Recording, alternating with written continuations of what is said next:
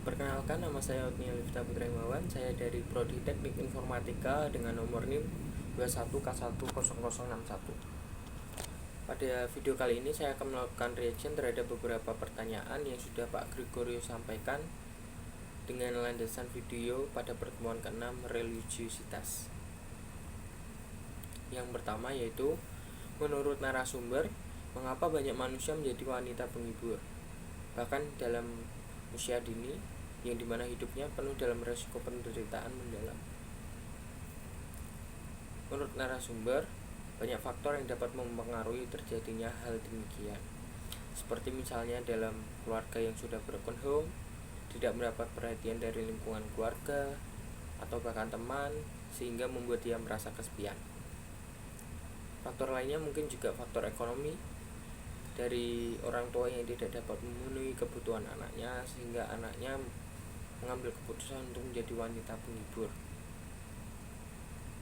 Yang kedua, apa yang dimaksud oleh narasumber dengan mereka yang hidup di dalam dunia kegelapan akan kesulitan mendapat niat baik atau menuju jalan terang? Dikarenakan kehidupan malam yang banyak terjadi, sangat sulit terindikasikan bahwa orang lain memiliki niat baik secara tulus. Pasti hal yang terjadi adalah sebab akibat, dan juga tanpa ada mau kerugian dari pihak orang lain yang membutuhkan jasa hiburan dunia malam. Maka di sisi lain juga, kehidupan dunia malam sangat erat dengan berbagai kriminalitas, hingga memungkinkan terjadinya kasus pembunuhan. Nah, hal ini mengakibatkan orang-orang yang terlibat baik sebagai penyedia jasa hiburan malam maupun konsumen adalah sama-sama memiliki kepentingan masing-masing. Seperti misalkan para konsumen memiliki kepentingan hawa nafsu untuk memenuhi kebutuhan hiburannya bagi diri sendiri, dan di sisi lain bagi para penyedia jasa layanan hiburan, mereka juga memiliki faktor-faktor lain seperti faktor ekonomi yang terhimpit, faktor keluarga yang tidak harmonis, dan sebagainya. Maka itu akan berakibat kepada sulitnya untuk keluar dari lubang hitam pada lingkungan seperti itu. Yang ketiga, menurut narasumber yang adalah wanita penghibur, apa arti penderitaan hidup?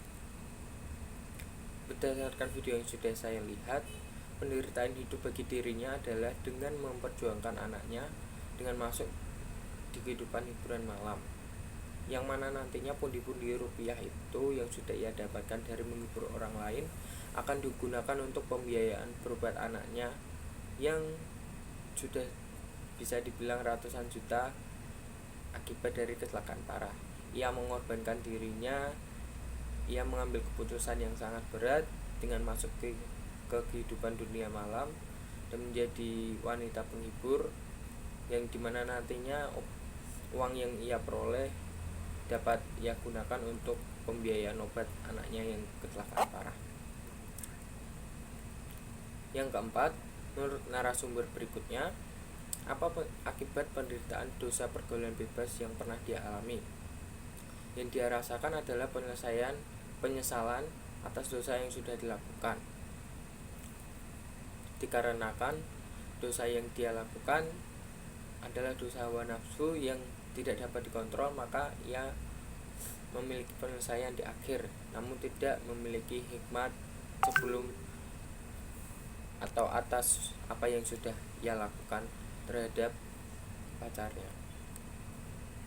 Yang kelima, menurut narasumber yang mengalaminya, mengapa aborsi atau pembunuhan terhadap bayi itu bisa dilakukan?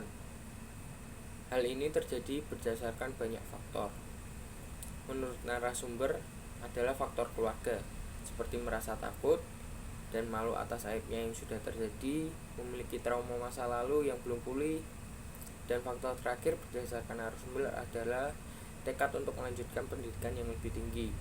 Itu adalah beberapa faktor yang tadi sudah diungkapkan oleh narasumber mengapa aborsi pacarnya itu dilakukan secara diam-diam. Yang keenam, menurut narasumber yang mengalaminya, apa resiko penderitaan akibat dosa ketidaksetiaan? Resiko yang dialami akibat dosa ketidaksetiaan berdasarkan cerita narasumber adalah rasa malu yang luar biasa yang terdampak pada penderitaan mental dan fisik menjadi trauma berat bagi dirinya. Yang ketujuh, menurutmu bagaimana cara terbaik menghindari penderitaan? Serta berikan kutipan kitab suci yang sesuai.